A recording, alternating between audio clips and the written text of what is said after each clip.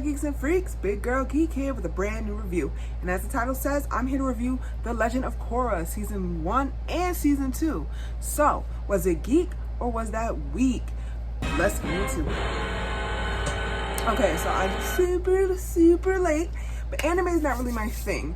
And I'm kind of like old school anime.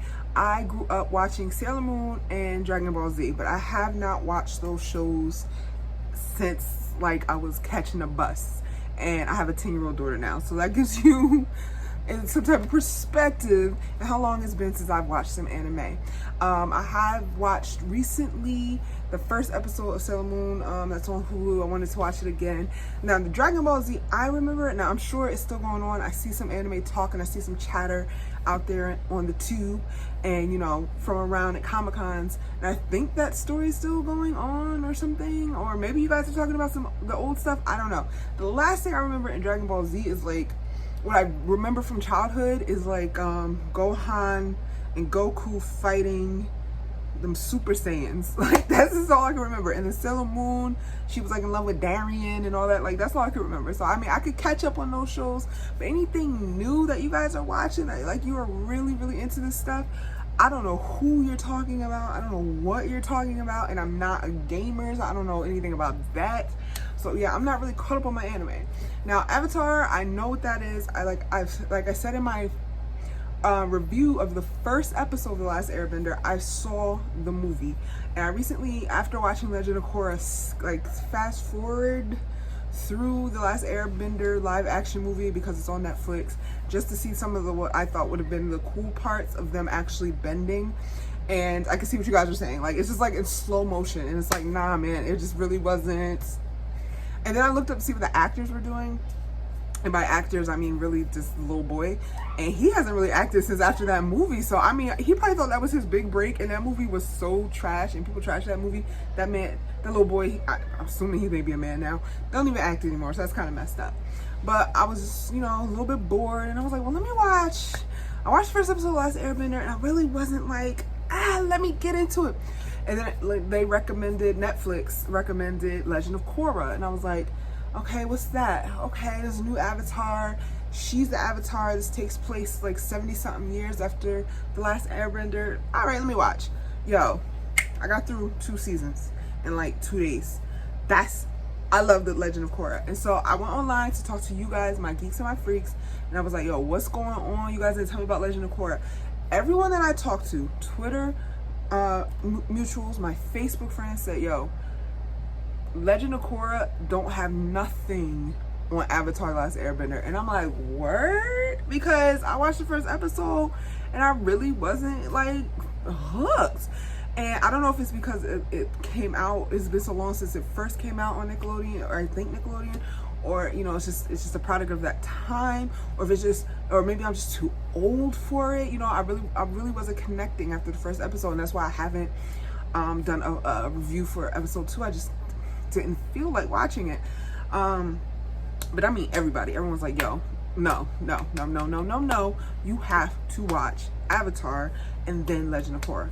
I said, all right, cool. So I said, let me finish season 2 of Legend of Korra, and I'm gonna hop on Avatar and give him a second chance. So I done watched season 1 and 2. I'm completely done with Legend of Korra, and now I'm currently on like episode 8 maybe of Avatar The Last Airbender. So I'm going to save my Avatar Last Airbender thoughts for an Avatar Last Airbender season 1 review. This is strictly going to be Legend of Korra, and I wanted to just give you guys that backstory so you guys that love those 2 shows can know to look out on my channel for those upcoming reviews. So if you're new, welcome. And if you're only watching this because you got put in your, you may want to watch this recommendations because you love Avatar and Legend of Korra, make sure you do like, comment, share, subscribe, and tap that notifications bell, because I will be definitely uploading more Avatar / Legend of Korra content on the channel. And if you've always been with me, what up? Y'all already know what to do. Thanks so much for tuning in. So, like I said, I'm feeling Korra. It slaps. It's newer, obviously. It has come out after Avatar. The animation is better. I feel like the fight sequences are really, really cool. The first season I like better than the second season. The first season we're seeing her, you know, we saw her from a little girl, she to a grown woman. She's learned how to airbend. She's meeting her friends, Team Avatar.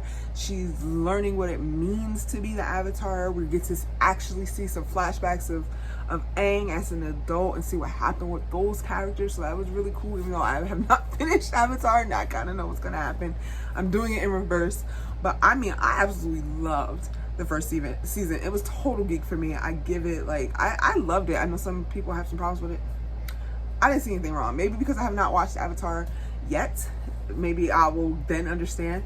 But I mean, I really, really liked it. And it was just the fight sequences for me. And then the bloodbending was freaking scary. Like I said, I'm old now. I'm in my 30s. I just had my birthday. And I'm like, every time he would bloodbend someone or someone got bloodbended, that shit was scary as hell to me. I'm sorry. I'm ready to rewatch the first season because I absolutely loved it that much. I like how they added not just the elements, but there are people that can bend other things. Bloodbending, metal bending, sand bending. I think that was absolutely cool. I don't know if that shows up later in Avatar, but I think that's amazing. Korra, she's a great, you know, character as far as her development of a know-it-all to actually growing up and not being a teenager and becoming a grown woman, becoming her own avatar while still knowing her past lives. I thought that character development was cool. Of course, we got a little romance, a little love triangle thing going on. So I absolutely loved it. Skip ahead to season 2. The story was it wasn't grabbing me like season 1. I mean, the fighting wasn't, it just felt like maybe they got a new team or something. It just was not. And the feedback I got from friends was saying that they actually like season 2 but more than season 1. And I'm like, yo, I must be so odd, yo. I must be the geek nerd of all geeks and nerds because I completely disagree. I felt like the Spirit storyline was kind of whack to me with her uncle and her father. I mean, it was good. It was a good story, and it has its funny moments with her twin cousins, the fraternal twins, boy and girls. Those moments with you know, her trying to get with the friend. I mean, that was all fun and cute. But I don't think the story went as hard as season 1.